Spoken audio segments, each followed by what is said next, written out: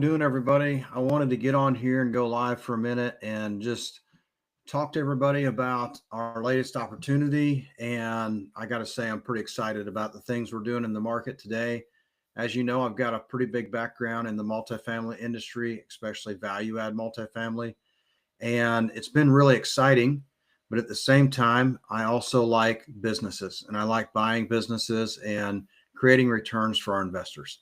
And that's exactly what we've pivoted to. We've pivoted to a hybrid private equity model that gives us the ability to not only do multifamily, like build new multifamily, but it also gives us the ability to be able to buy the businesses that are involved in the multifamily space. So, one of the first things we're doing is we're buying cash flowing businesses that come into the sector of multifamily real estate because that provides our investors return. We want to stay in the exact same vertical, and that's what's been really exciting is creating an opportunity to where everything we do is in the same vertical. As you some of you know, we coach multifamily. We teach people how to buy multifamily apartments, like first time buyer, owner financing, creative financing, all the ways to buy small units. And I would give fair warning to a lot of people that are starting coaching programs. It's usually because it's a lack of money. And I want you to know that we didn't start a coaching program because we wanted to coach hundreds of students. That's not us at all. We coach less than 25 people a year. So that's not really enough to make a huge dent in your income. And that's not why we do it. We do it because we want to help people. Not only do we want to coach, but we're also active in the space. We're active operators that are actually teaching people how to do this, and we're doing the exact same thing. So we are normally buying 200 doors and up, and that's usually in the multifamily value add space. I want to say that to the depths of my experience here, not everybody knows this, but I moved for 6 months away from my family um, to help run and save an apartment community that we were invested in. And I did that because there was a call for it. Their investors have money in it. Uh, the construction was not going as good as it should have. And there was tons of headwinds. And I wanted to go down and work closely with the team, the property management team. And it's over 400 doors. And then we had another 200 plus door multifamily portfolio about 30 minutes away. We're doing value add construction on both. Now, the 200 door portfolio, that was actually an apartment complex that we looked at and decided to purchase. And throughout the due diligence phase, what I learned was that property was in a great neighborhood.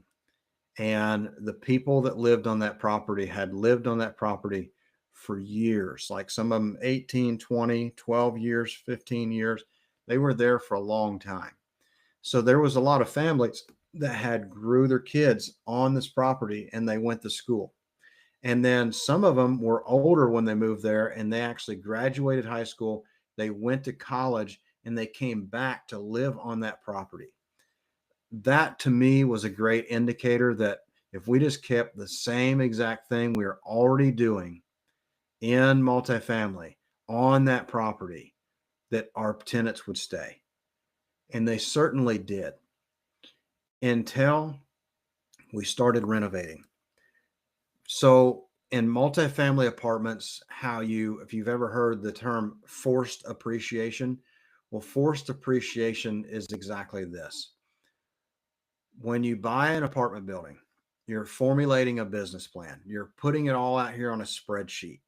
And in this spreadsheet, you have calculated numbers like what is the gross potential rent? What is the in place effective rent? And then what is the expenses of this property? How much insurance are we paying for? How much property taxes are we paying for? Well, here's the big thing. What we do as operators is we usually optimize the expense part of the business. So we want to get lower insurance, and you can usually do that when you have a large amount of units that you own in an area, you can get a captive policy and get a big insurance policy and get your insurance rates lower. That's one of the ways we do it. With property taxes, when you buy a property, you can go into kind of an opportunity to lower your taxes. You can kind of go to fight for your taxes to make sure that the property taxes are actually true to the real value of the property, because we're buying it at this price and then we're having to renovate even to get the value up. So when you first buy a property, they assess the taxes on the sale price. Well, sometimes that's very unfair because the property is not worth that now. So we actually partner with law teams that come out, groups that help us do this. They evaluate the entire complex. They go out to the city officials and they build a case and say, hey, this property is not worth what you say it is. We want to lower the taxes. Usually gets about a 30 to 40% reduction. So back to the root cause here.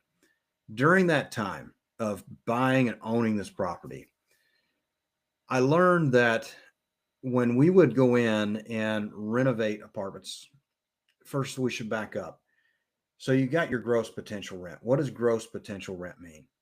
Gross potential rent means that there is a market rent for a renovated apartment door.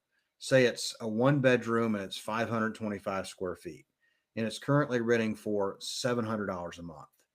Well, other apartments in that area that have renovated apartments that are the same size and square footage, they have new countertops, new light fixtures, new bathroom, toilets, new fixtures on the bathtub. Very nice. And they have nice flooring and they have flat surface countertops. When you walk in some of these old units, you have bi-level countertops. Well, the bi-level countertops and the shag carpet and the yellow appliances are very unattractive to a new tenant. So we go in and we usually knock that down. We do quartz countertops. We put in new flooring, new appliances, new light fixtures, low flow toilets, low flow water fixtures, aerators on the shower and the sinks. So they use less water. And we're very proud to do that. Well, when we're done spending about $10,000 plus a door, we usually raise the rent by $700 a door. Well, when you raise the rent $700 and people are coming back from college or people are coming back from travels, wherever they moved away from the property, they essentially can't come back and live at that property because they just don't qualify.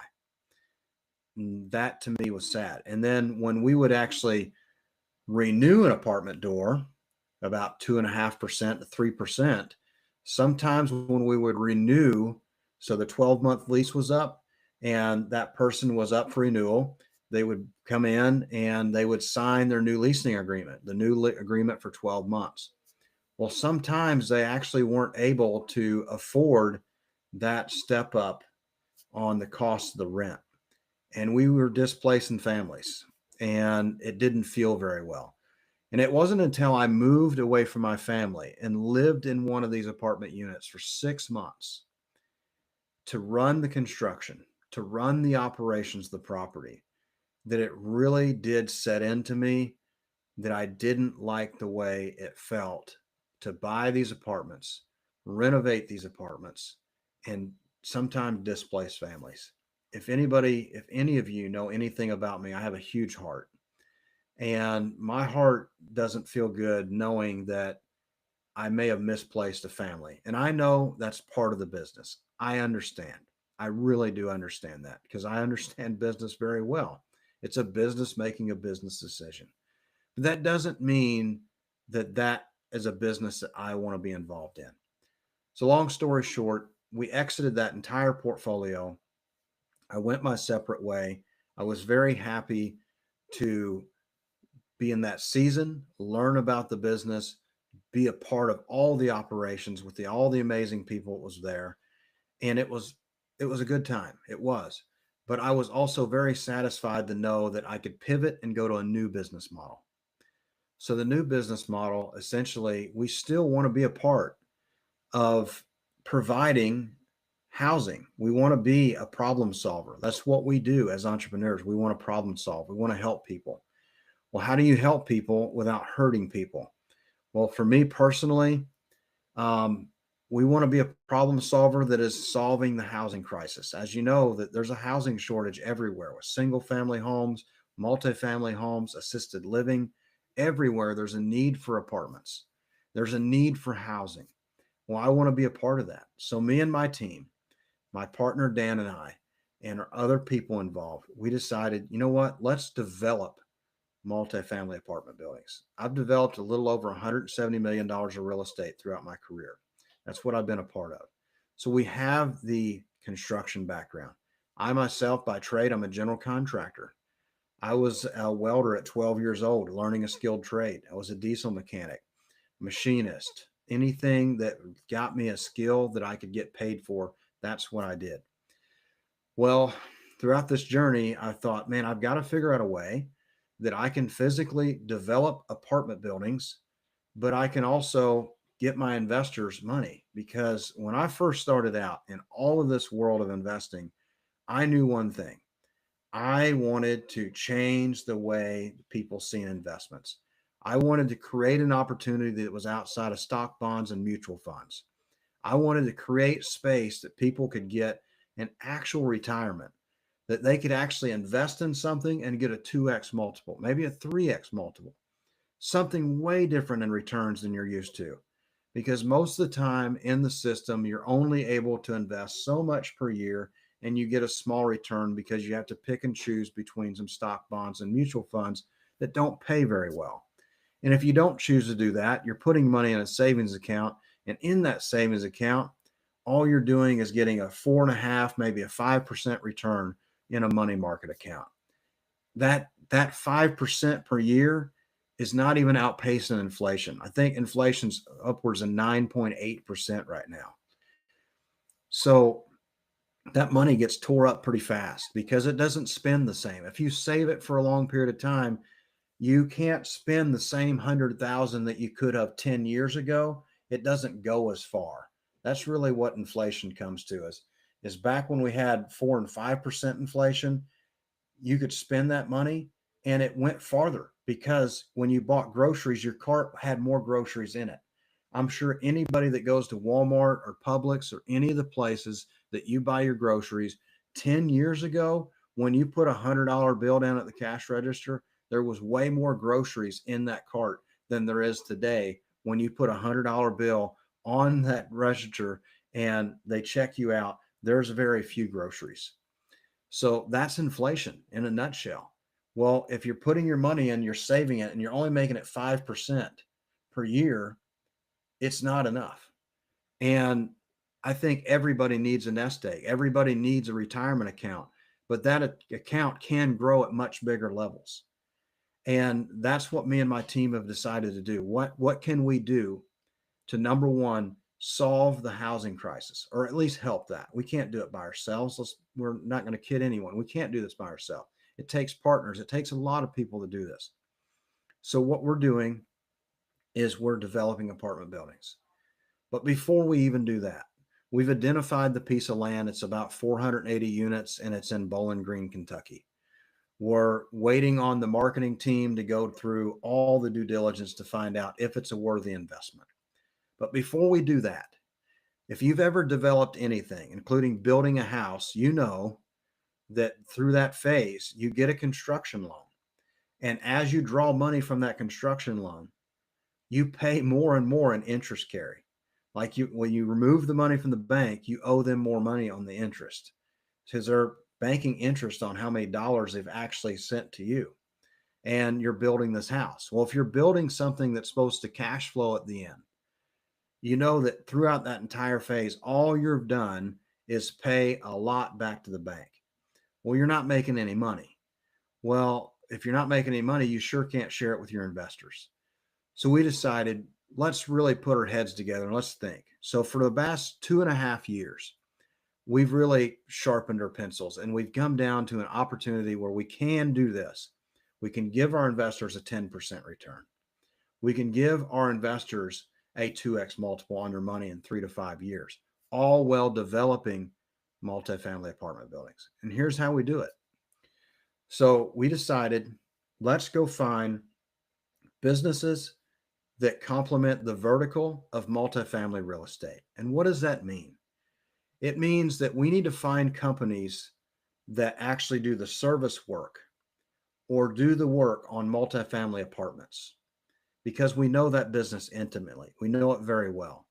So we decided, let's go out and find out what are the most profitable businesses that could help us in the development phase and in the ownership phase. Right away, through divine intervention, the first business that was brought to our attention was a sign company. The sign company's in the heart of Nashville. It's done over $26 million of revenue since 2016. It's pretty impressive, to be honest. And as we all know, most business owners, they get in the thick of it. They get in the weeds on everything, and their profit margins start to go down. I want to take a quick segue for a minute. If you are a business owner that you say you're a roofing company, an excavation company, any XYZ company, plumbing company, you make a lot of money. You go to your CPA and he says, Eddie, you're making a lot of money. You've got to get rid of some of this money. You got to buy some equipment. Well, let me give you a true and honest, real answer that I have experience with.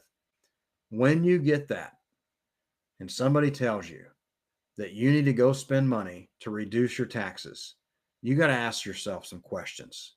The first question you got to ask is, if I spend this money, does it make me more money? Well, most of the time, if you already have all your trucks that service your business and you're not growing the top line, meaning you're not adding employees, do you need new trucks? How can you justify new trucks? Well, let's be honest. How much maintenance are you spending on the existing equipment do you have? If you're not spending a ton money on maintaining that equipment, it's still in running in great shape, then by all means, keep that equipment. Now, yes, you probably need to reset depreciation. What is depreciation? It means if you do buy a truck over a certain weight class or a van, that you can depreciate that. You can depreciate it over the years. Well, again, if it doesn't outpace the amount of money that you spent on the new truck and didn't add another source of revenue or increase the revenue of your business, you will essentially drop the amount of profit margin inside your business, because new trucks mean bigger payments, bigger insurance, more expensive license plates. That is an expense that's directly related to buying something new. And you'll expense yourself down. Ask me how I know, because I did it. Now, today, all I do is think about ways to optimize that. I want to make money in the shortest period of time, but what I really want to do is I want to make money the shortest distance I can. And I want to keep as much of it. And of course, we all have to pay our IRS, but there's ways that we can grow our wealth tax-free through savings accounts and other ways. So we identified this company. This company came to us. They said, hey, we could use some help with some things. Number one, we know that right now in the current structure we have, we are paying a company to be a part of our company that cost us $219,000 per year. That, if you ever looked at a profit and loss, you have your top line. That top line is your gross revenue. Then you have all your expenses, and then you have your net operating income. Well, in those line items, one line item costs $219,000. So that net operating income is much lower than it should be. The expense ratio is down to 3.5%. It's not that good. So we said, okay, well, what makes it a good investment for us? What makes it a good investment for us to share it with other people out here in this world? So we did our forensic accounting. We built our spreadsheets. We went all through every caveat of the business. We got access to QuickBooks. We looked at every expense. We looked at things we could shave off. Right away, we found something that was very big. I don't know if anybody listening has ever got a working capital loan or not, but working capital loans can be very expensive. They can seem very easy to get, because they usually are, There's private money lenders out there. There's private equity, personal lenders out there that will lend you money. The problem is it's very expensive debt. They provide you a check. The particular check that this business got, it cost them close to $8,500 per week. $8,500 per week. And that loan was for $345,000. That money is extremely expensive. That's $315,000 per year that is getting paid to somebody. And the amount of principal that's being paid off is very, very low. It's a very expensive loan. So here's what we identified right away. How can we quantify that this is a good business investment? How's it a good investment for us? It's a good investment for us to put money into this person's company? That's a question we got to ask. Why would we do this? Would it be beneficial to them if we came in and put money in this company? We decided that that was a good idea. The second thing is it good? Is there enough there for us to be able to share the money that's made to our investors? And the answer was yes. And here's how. Real simple terms. Think about this. If a business is making $3.8 million a year, which it is, after all the expenses, there's barely $150,000 a year left. These are rough numbers. And then you're paying $219,000 a year there. Boom, you remove that line item. Immediately, you're putting $219,000 back on the bottom line. So let's say if it was $100,000 in net operating income, now it's $319,000. The next thing, below the line, what we call the net, you have debt service. The debt service is where that loan would fall. That loan falls in there, paying that at $315,000 per year right away. We can see that the business is barely making money. But it's not because they don't make money. It's that they do make money. But we got to get rid of a couple line items that are very expensive. Number one, the $219,000 for that's doing nothing for us. We gain nothing by having that company involved with us. We get rid of them, we become 100% independent. Then we remove the $315,000 a year. There's another loan in there that costs us about $125,000 a year. And that is about a $10,000 a month savings for the business if we pay that off. It's only $125,000 or $28,000 to pay that guy off. So if all we do, we're raising $2 million to be able to buy into this business and get them to a way better profitable level. We're providing $315,000 to get rid of the $8,500 per month or weekly. I'm sorry, $8,500 per week. Then we're providing $28,000 to be able to pay off the other high interest loan. And from there, we have the $219,000 that we got to get rid of that's in the middle of the line. If we get rid of that, we save this business $562,000 per year. Well, we're raising $2 million. What's the interest on a $2 million capital raise when we're paying you, the investors, a 10% preferred return? Normally, preferred returns, especially in the multifamily value add space, they don't get to pay the 5% cash on cash or 4% cash on cash. So if it's in 70-30 with an 8 pref, you never get made whole in the 8 pref. So I did misspeak a minute. I do have to admit that to become independent, to get rid of the $200,000, $219,000, we pay to get out of the company to be independent. We pay $700,000 to get out of that. We pay $219,000. That's the savings as we get $219,000. We don't have to pay anymore. We're able to save this business quite a bit of money. And I'll give you the exact figure. So That is essential savings of $562,000. We're paying off a $315,000 loan. We're paying off a $28,000 loan, the $700,000. So we're raising the $2 million. We have essentially $780,000 left over to grow this business, add more sales professionals, create more cash flow to the business. So if we're raising $2 million and we're giving our investors a 10% preferred return on $2 million, that means we're going to pay you $200,000 per year. Simple math. Do we feel like we can afford to pay our investors?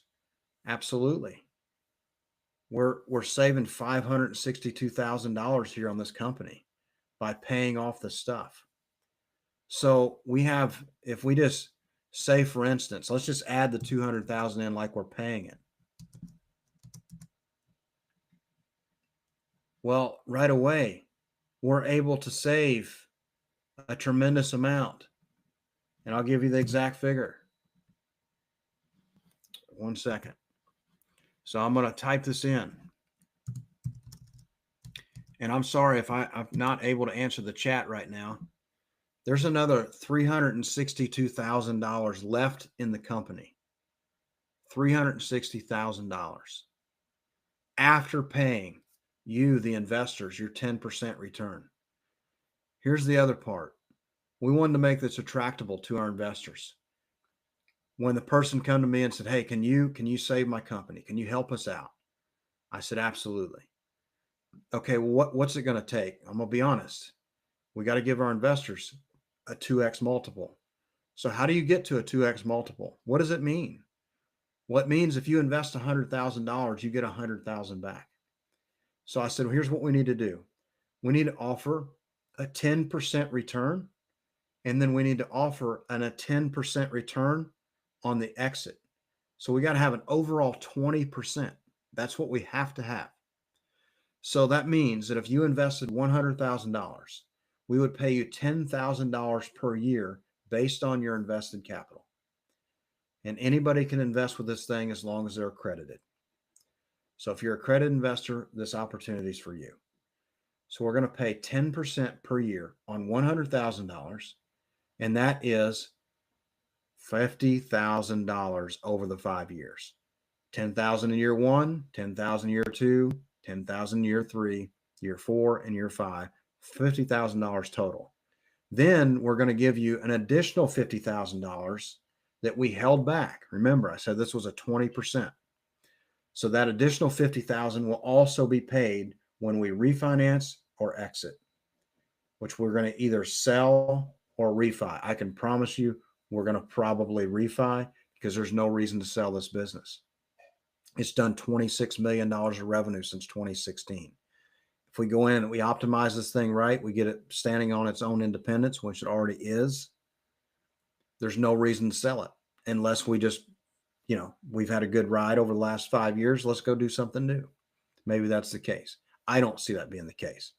So simple math, a 10% return on a $100,000 investment would net you $50,000 when we pay every quarter. So we're going to pay every single quarter. It'd be $2,500 per quarter, equaling $10,000 a year. Then when we most likely refinance upon the exit of this, we're going to give an additional $50,000. And then we're giving you your principal back. The $100,000 that you invested, we're going to give you that back as well. And from that, you've made $100,000 on your $100,000 investment by doing absolutely nothing besides hitting the blue button. Well, first you have to fill out some paperwork, full transparency. You got to log into my investor portal. You got to qualify as a accredited investor. You got to fill out all the documents, submit them. I have to countersign them. Then you hit the funding option and you wire your funds into our account. It's an escrow account. It's an LLC you're investing in. It does not go to my personal account. From there, that money gets deployed into my escrow account.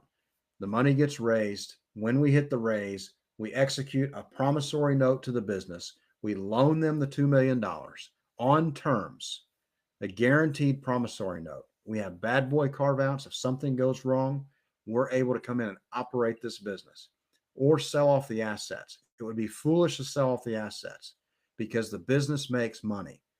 If something goes wrong, death, divorce, things happen, person gets distracted, there's a team of 20 people there. We just need to replace that person with a person to continue to run this investment. We have the skills and the experience to do every bit of this. Then we continue that investment until we exit. Very simple.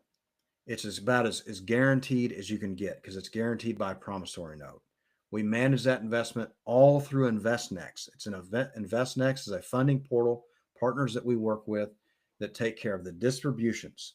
So when the business owner makes his payments back to us, it goes back in the escrow account. That account sends your distributions out. If you invested $100,000, you're going to get a $2,500 return in Q1 of 2026. And in the Q2, you're going to get another 2,500.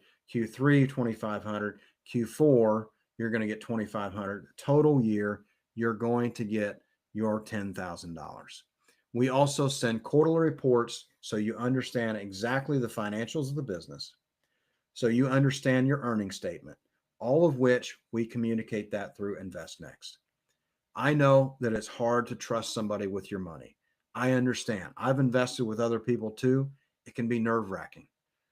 But you only have so much time in the day to physically manage your money. And if you're giving it to a money manager, if you're giving it to a bank to manage it on your behalf, you're making very little.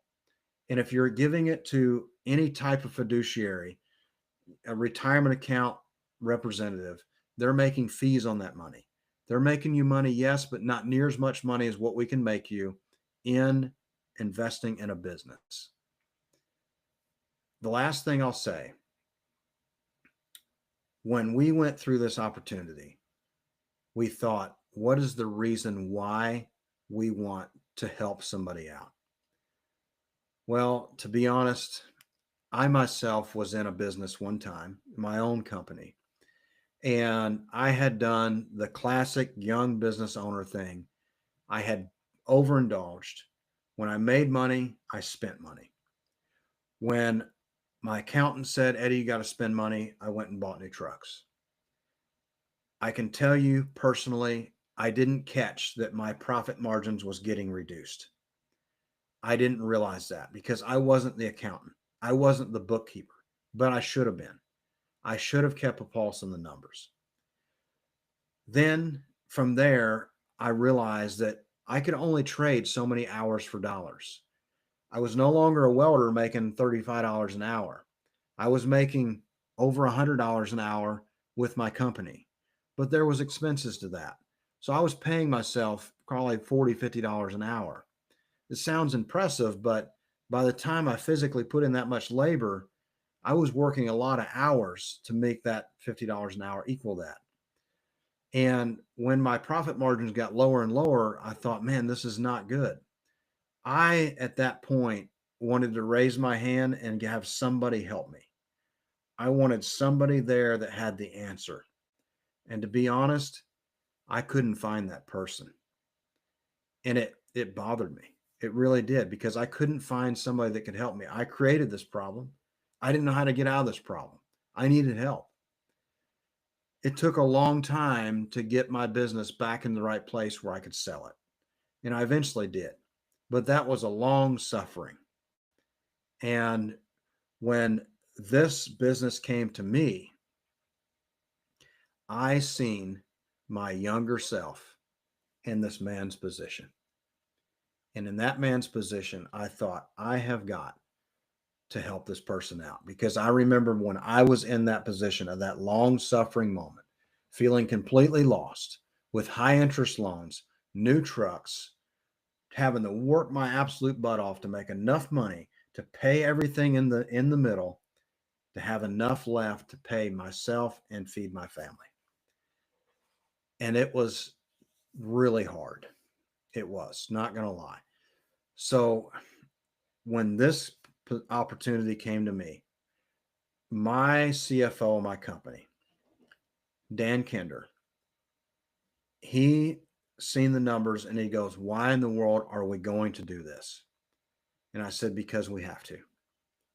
We have to figure this out. I feel there's something there. I need you to do what you do with spreadsheets. I will get you every single number that you need to quantify all of this stuff and underwrite it all and get it all in a spreadsheet to figure it out. I'll be honest. That was kind of a brash situation that, we were rubbing kind of hard, and Dan didn't exactly like the opportunity at first. It wasn't until I pointed out the exact things that we need to get rid of, because it had net operating income. It was the debt service that was killing it. But the net operating income looks way better once we get rid of this other stuff. So what we had to do was we had to have a bunch of meetings. And when the light bulb finally went off, when he finally cracked the code on the spreadsheet, which if you're interested in this opportunity, please DM me, reach out to me. I'll get you all the stuff that we've created for this opportunity. I would love to have you as a partner. I would love to have you an investor. I would love to take your money to a 2x level. And there is ways that we can even do this tax-free. We can do this through retirement accounts, and you'll have no taxes throughout the growth of this. And when we exit, we pay your retirement account, and then we can roll that back into the next opportunity if you choose to do so. We love repeat investors. So when we cracked the code, when we figured it out, Dan said, I see why you want to do this. We've got to do this. We structured our documents. I want to say one last thing. We are regulated by the Security Exchange Commission. We report every investment to Blue Sky, which is a part of the Security Exchange Commission. This is 100% a legal capital raise through a 506c syndication. You can Google that, you can chat GPT it, you can look it up. But this is a 506c syndication, LLC, that you're investing in. We have Class A memberships, which are you, the investors. We are Class Bs because we're the operators, we're the general partners of the deal. We've put our own money in this deal, and we're hoping that you put your money in this deal. If you have any questions at all, please reach out. I look forward to doing another live with you. And if there's been comments and everything in the chat, I will get to them. I promise. I'm running this thing late now. It's 7:10 in the evening, and I'm doing it on one screen and another screen with my financial projections on here. So I'm not answering the chat function, and I'm doing this through Riverside. So I can't see everything that's going on. I truly appreciate you listening, and I hope that you can make the investment. I hope that you can reach out to me in time to make sure you get this. I will say one last thing. My wife and I were out with dinner with a couple of friends one time, and he said, one thing about Eddie, there's always one more thing. And Cheryl, if you're listening, you're going to get a laugh, and so will Paul. So there's one more thing. If you have the funds available and you can commit to putting in a $500,000 check, we will commit to giving you a 15% return. If you can commit to a $750,000 check, we will give you a 20% return. There's enough cash flow to be able to pay that. If we do 750 at 20%, that means we have to commit to $275,000 per year. $75,000 that's still there. If I do a minus 75,000 for this potential investment, it still leaves $287,000 after all expenses are paid. There's money there to do that. Also, one last thing. I'm going to end this before it hits 40 minutes. I promise. I don't get to say I promise very much. This particular opportunity gives you the ability to make a 10% return with 10% on the back end. By the time we're finished with this, we will have grown the top line of this business another $900,000 that will land as revenue in this company in the next 3 to 4 months. We'll see you on the next video. I thank you so much for listening and watching, and I hope that you can reach out in time to make this investment for you and 2x your returns. We'll see you.